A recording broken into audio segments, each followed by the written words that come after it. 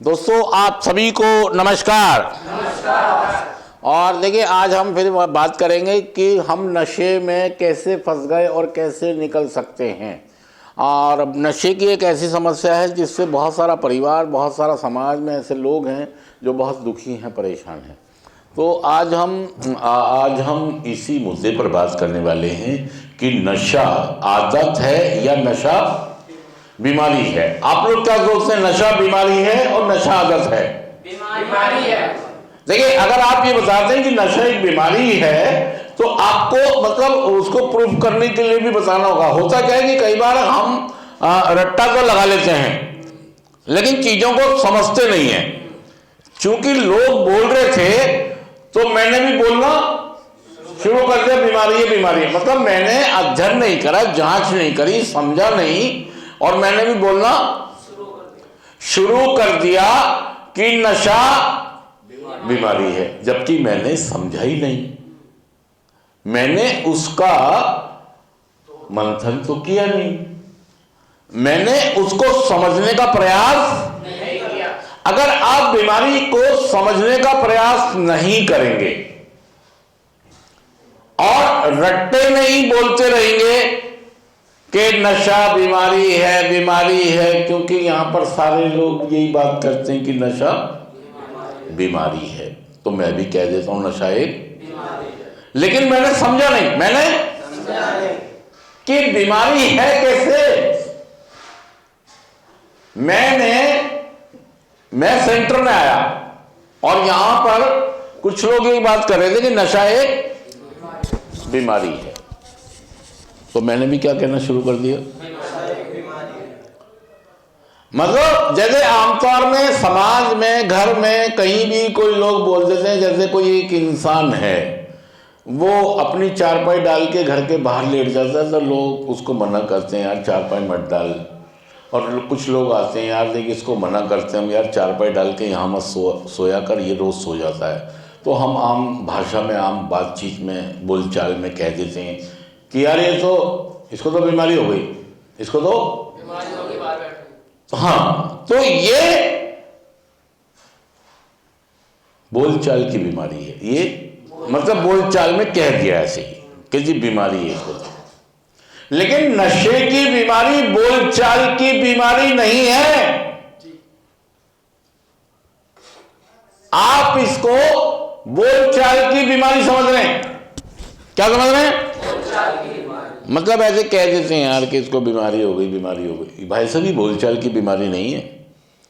किसने कह दिया बीमारी है ये? कौन कह रहा बीमारी है ये? आपने कभी समझने की कोशिश नहीं की।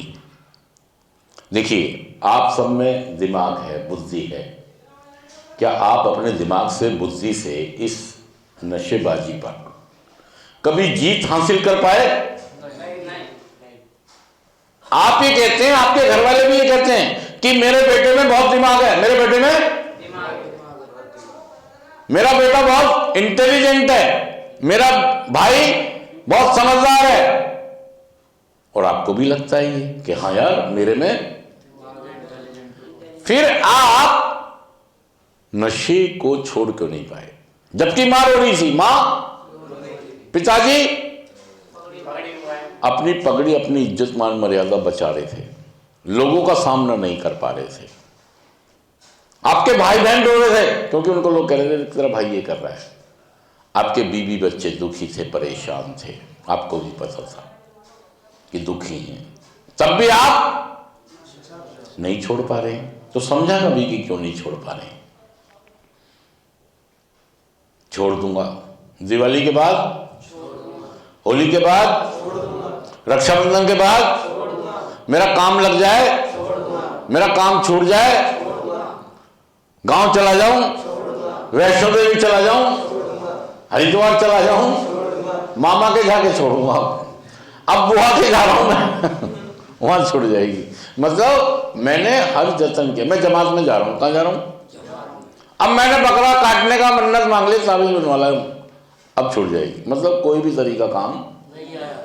तो भाई ये एविडेंस है कि आपसे नशा नहीं छूट रहा। कभी सोचा आपने कि यार मैंने और मेरे घर वाले ने लाख जतन कर लिए हमने, लेकिन हमारा नशा नहीं छूट रहा। तो कभी आपने इस बात को समझने की कोशिश की? हाँ जी,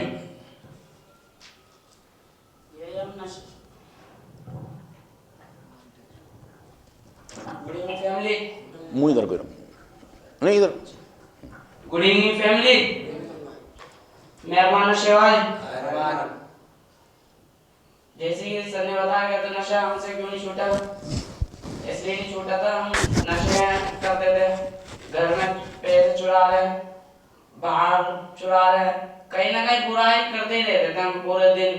सुबह उठते ही झोल में जुगाड़ में लग जाते थे, कभी किसी की जेब काट ली, कभी किसी से लड़ झगड़ के पैसे छीन ली, किसी में चोट लगा दी, किसी ने अपने कुछ भी गिरवी कुछ भी समझ लो। घर वाले हमसे परेशान हो गए थे।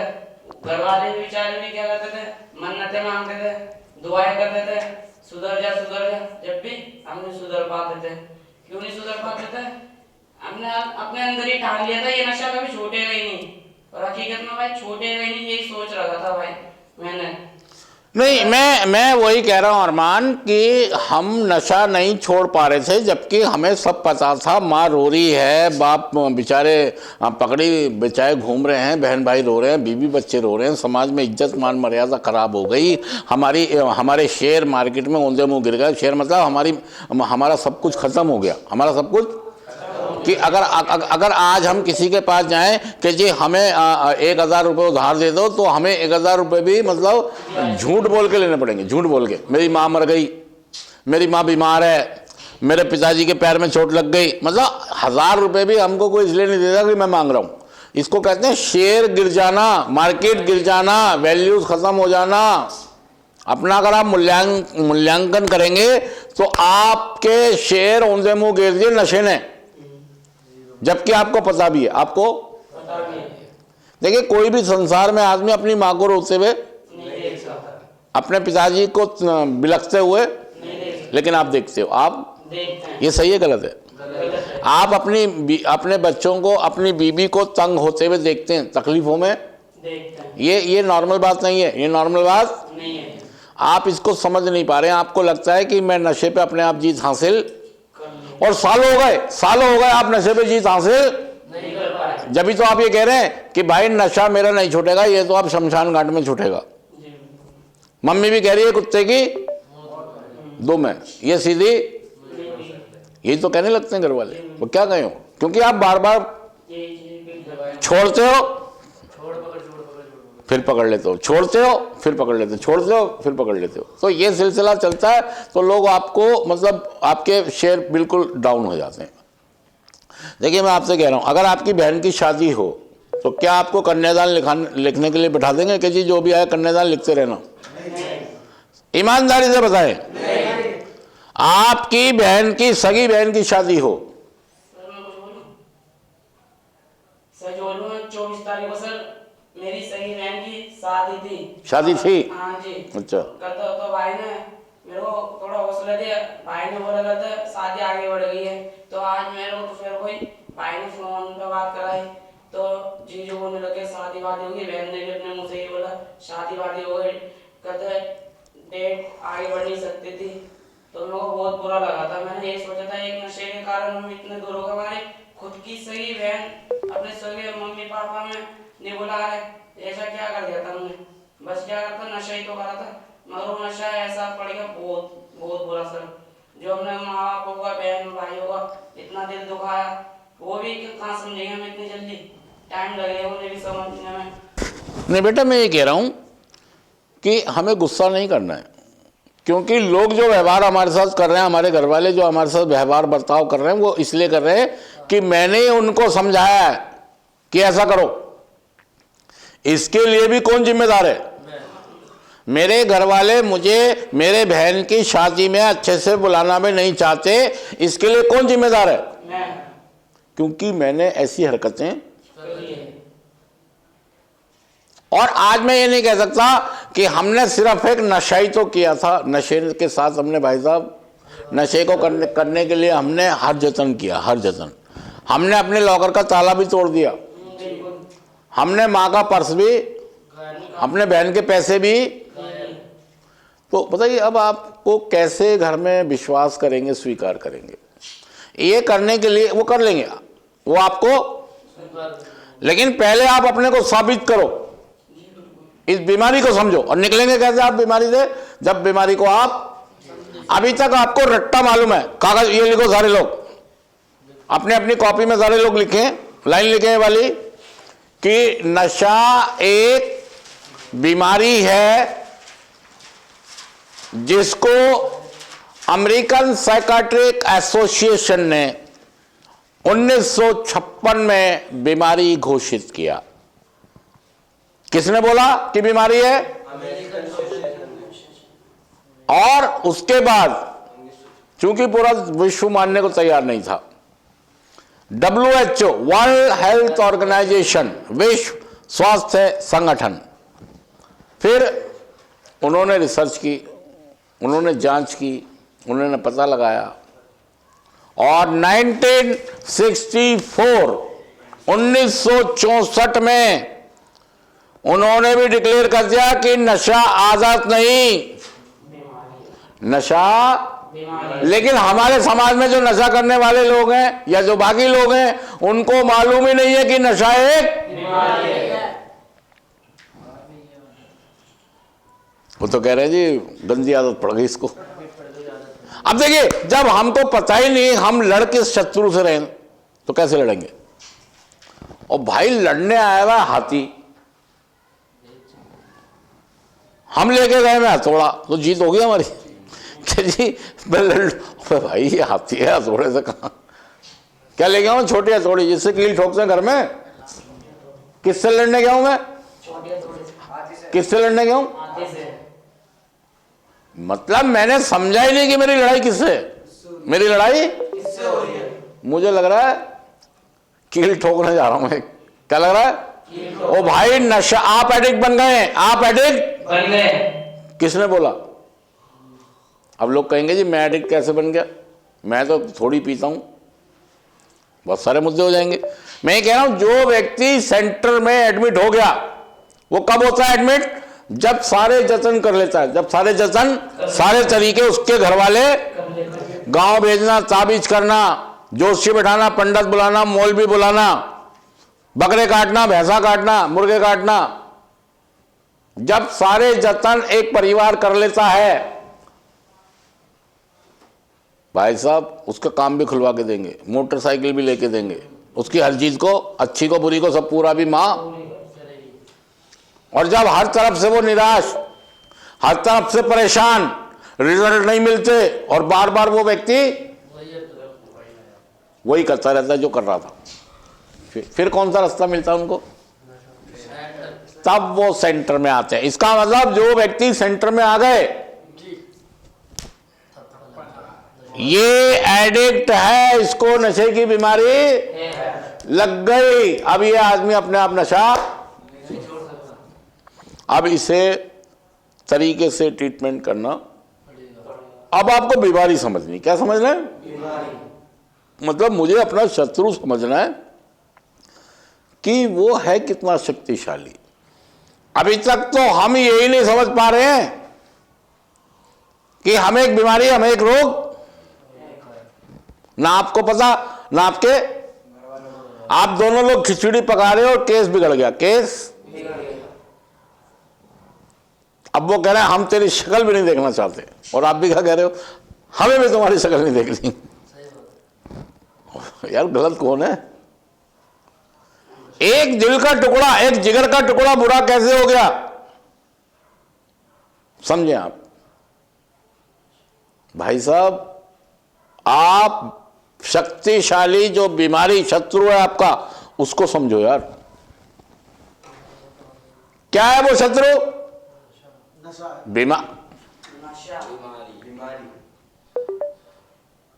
नशे में देखिए, नशा कभी आपके पास नहीं आया, नशा कभी आया? कभी स्मैक चल के आई हो, दारू चल के आई हो? आई है? कौन गया? हमेशा मैं ही गया हूं, क्योंकि मेरे अंदर एक बीमारी है। उस बीमारी को समझो यार। मैं एक मॉल में जाता हूं, मॉल में तो हजारों चीज बिक रही हैं, मैं सभी खरीदता हूं क्या?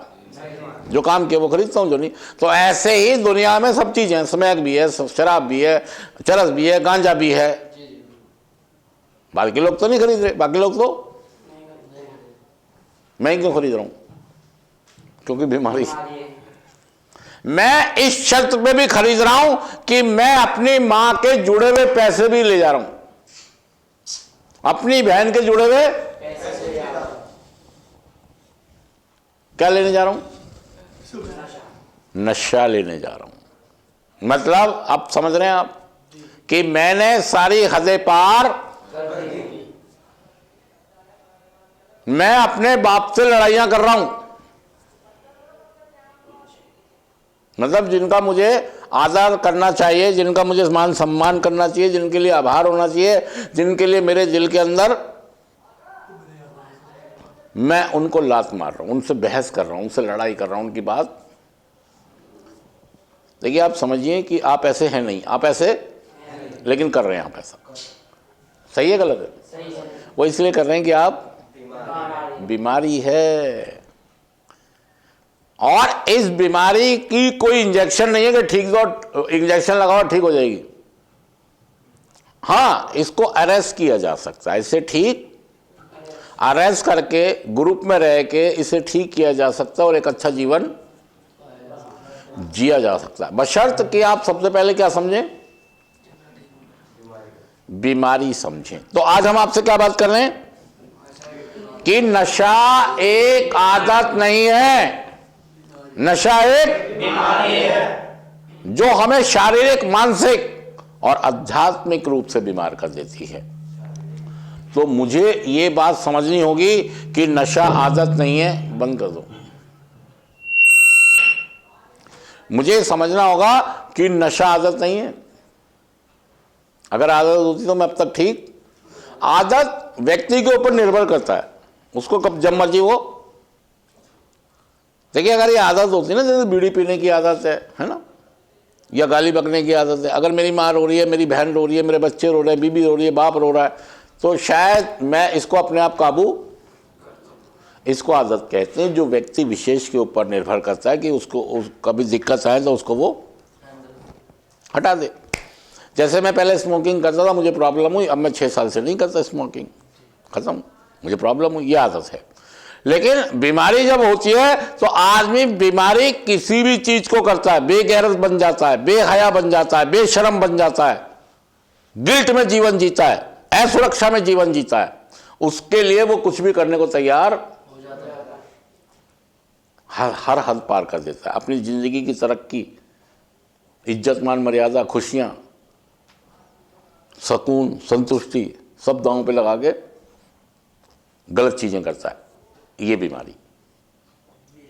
और देखिए मैं आपको अब समय समय पे ये बताऊंगा कि ये बीमारी कैसे है और आप इससे कैसे बाहर। लेकिन हमें सबसे पहले समझना होगा कि नशा एक बीमारी है। अमेरिकन साइकाट्रिक एसोसिएशन ने 1956 में इसको डिक्लेयर कर दिया कि नशा एक बीमारी है। WHO वर्ल्ड हेल्थ ऑर्गेनाइजेशन, जिन्होंने 1964 में डिक्लेयर कर दिया कि नशा एक बीमारी है। लेकिन हमारे को पता ही नहीं, हमें। और ये बीमारी किसको है? जो सेंटर में आ गया उस पर तो हमारे पास एक टेस्ट होता है, हम बाहर भी अगर कोई हमसे कराएगा उसमें यस नो में आंसर देने होते हैं। अगर 6 आंसर यस में आ जाते हैं तो वो आदमी पक्की तौर पर एडिक्ट है, उसको रिहैबिलिटेशन की सख्त ज़रूरत है। घर वाले सोचते रहते हैं यार इज्जत चली जाएगी अगर सेंटर में भेज दिया तो, अगर नशा मुक्ति में भेज दिया तो हमारी मतलब लोग अभी समझ ही नहीं पा रहे हैं। देखिए कोई भी बीमारी किसी को भी हो सकती है और उसके लिए हमको उसका तरीका ढूंढना पड़ेगा कि कहाँ भेजना है। टीबी हो जाएगी तो टीबी हॉस्पिटल भेजना पड़ेगा, कैंसर हो जाएगा तो कैंसर हॉस्पिटल भेजना पड़ेगा, और अगर मुझे तो रिहैबिलिटेशन, इसमें कोई बुराई, किसी को टीबी हो गई ये बुराई है? इलाज में तो भेजना पड़ेगा ना यार, या उसे जूते मारे जाएंगे, जुर्माना लगाया जाएगा। ओपन माइंड यही कहता है कि भैया बीमारी डायग्नोस हो गई, पता लग गया, अब इसको कहाँ भेज दो? प्रॉपर वे में भेज दो जहाँ पे इसका इलाज होता है। तो अगर किसी को टीबी हो गई तो कहाँ भेज दो? टीबी हॉस्पिटल किंग्सो कैंप भेज दो इसको, या डिस्पेंसरी अपनी लोकल डिस्पेंसरी में भेज दो, वहाँ जांच होगी और डॉक्टर दवाई शुरू कर देंगे। और अगर इसको नशे की बीमारी हो गई तो इसको क्या करो, इसको रिहैबिलिटेशन सेंटर में भेज दो, एक काउंसलर लगा दो इसके साथ जो इनको मोटिवेट करके रिकवरी में लेके।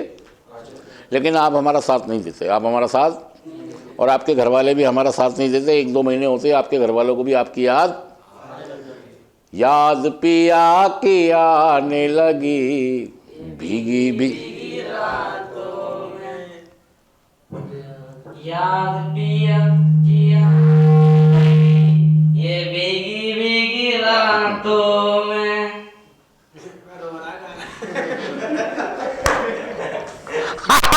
जोरदार सारे लोग। अबे भाई इसको बहन की याद आ रही है, बहन की याद आ रही है।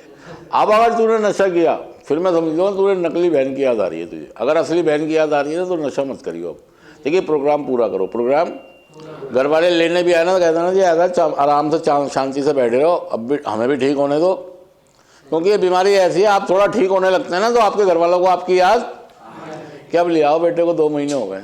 अबे भाई बैठा रहना तो यार, समझ रहे आप। तो भाई वो भी तो बीमार हो गए, हमारे साथ रह के, बीमार के साथ रह के, तो उनको ये कहें कि ऐसा है जी मुझे थोड़ा सा आराम करने दें, बीमारी से को समझने दें, मुझे इस पे जीत हासिल करने दें, फिर मैं अपने आप घर ही आ जाऊंगा। और कोई सवाल है किसी का, कोई करना चाहेगा बीमारी के ऊपर? माइक दे दो।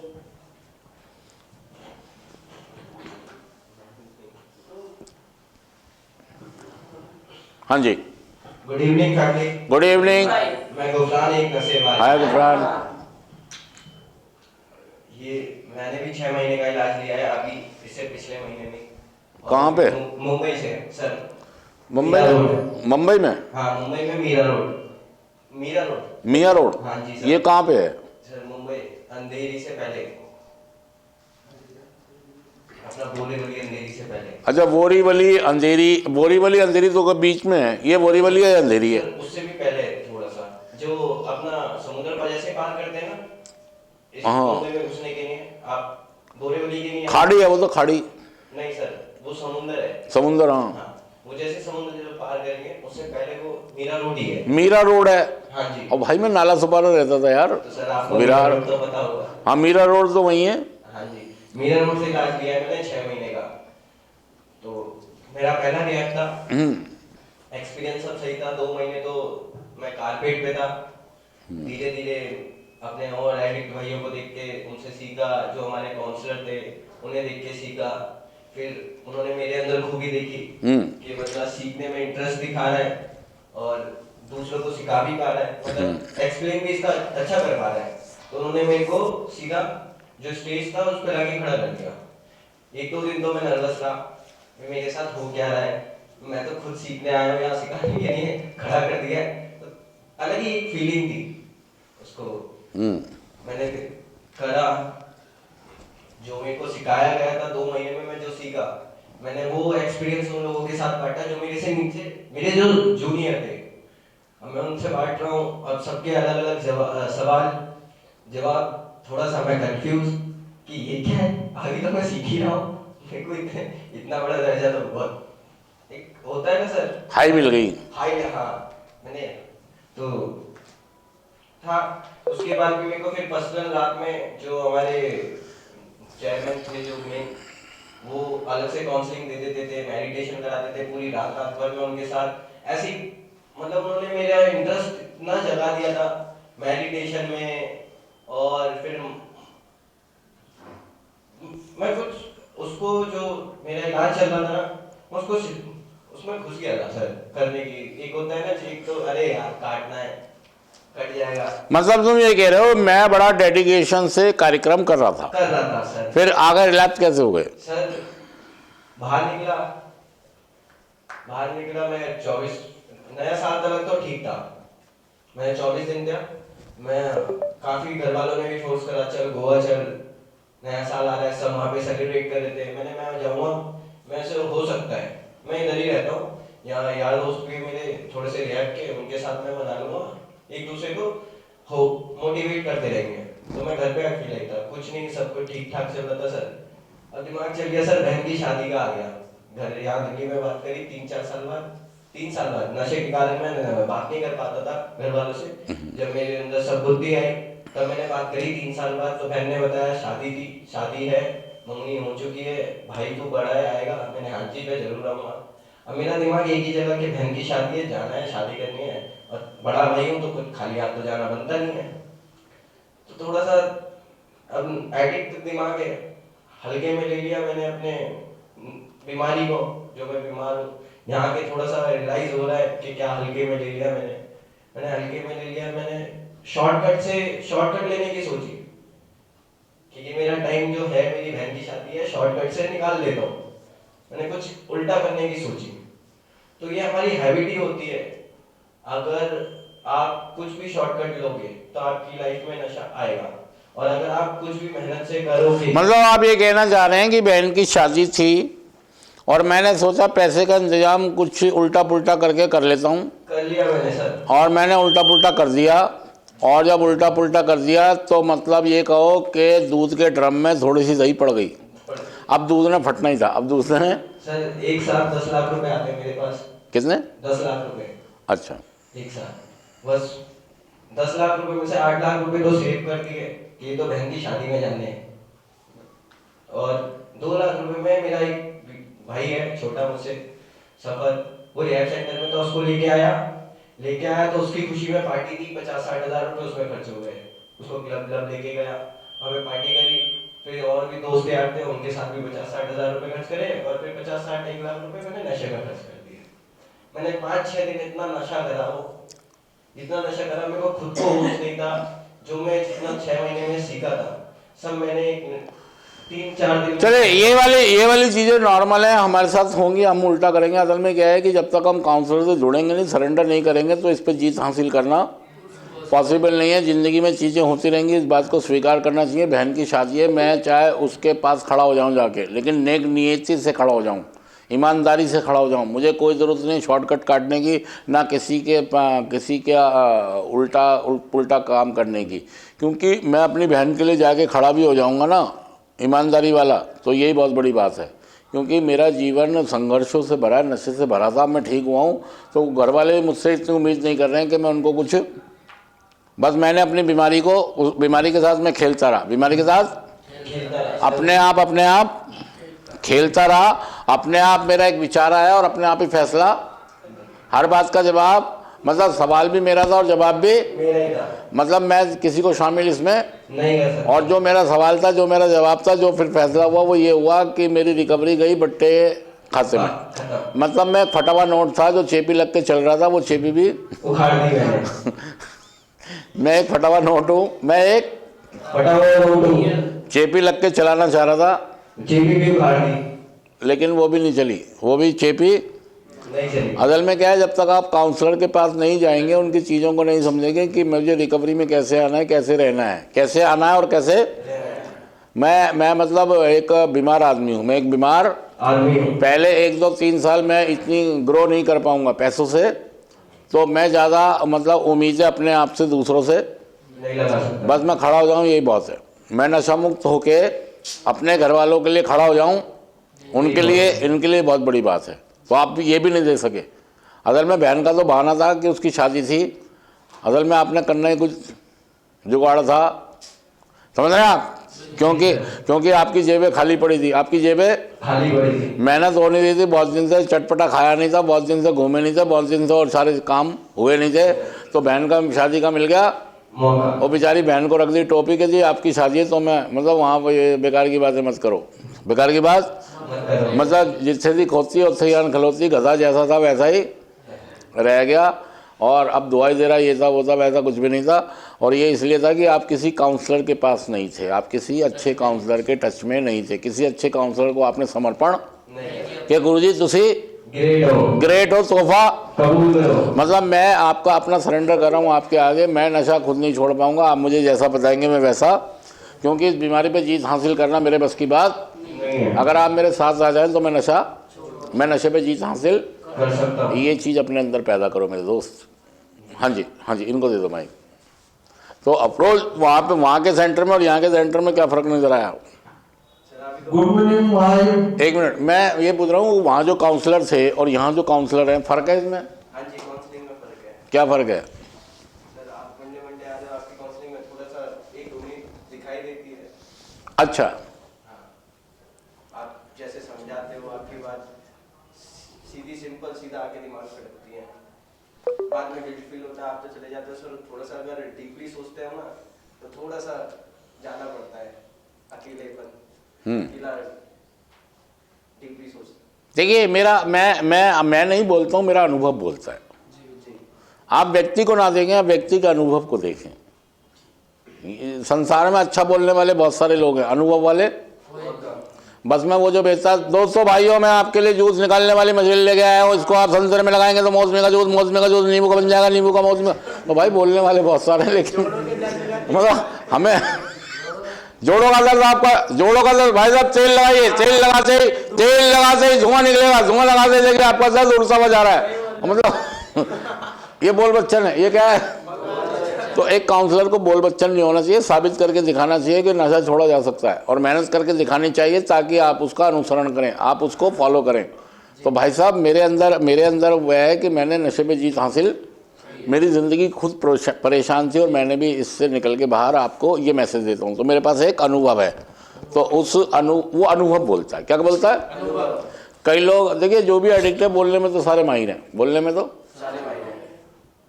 इससे बुलवाओगे आप, ये भी बहुत बड़ा काउंसलर बन जाए, इससे बुलवाओगे ये भी सारे काउंसलर हैं। लेकिन देखिए मैं ये कह रहा हूँ कि व्यक्तियों के अंदर घुसना और काउंसलिंग करना ये एक प्रोफेशन है दोस्तों, ये एक प्रोफेशनल चीज़ है, इसको मतलब हल्के में ना लें। हमारे पास काबिलियत तो है, लेकिन जब हम समर्पित हो जाएंगे और टेक्निकली भी सीखेंगे तो हम बेहतर हो जाएंगे, अच्छे हो जाएंगे। और सबसे बड़ी बात है कि मैं पहले नशा मुक्त रहूँ, ठीक है जी। और नई नई चीज़ें, जैसे फ़ोन भी अगर हम लेते हैं तो फ़ोन को क्या करते रहते हैं, अब भाई तो कैमरे के आगे खड़ा हो गया, ओबे बंद कर दो, बंद कर दो, बंद कर दो।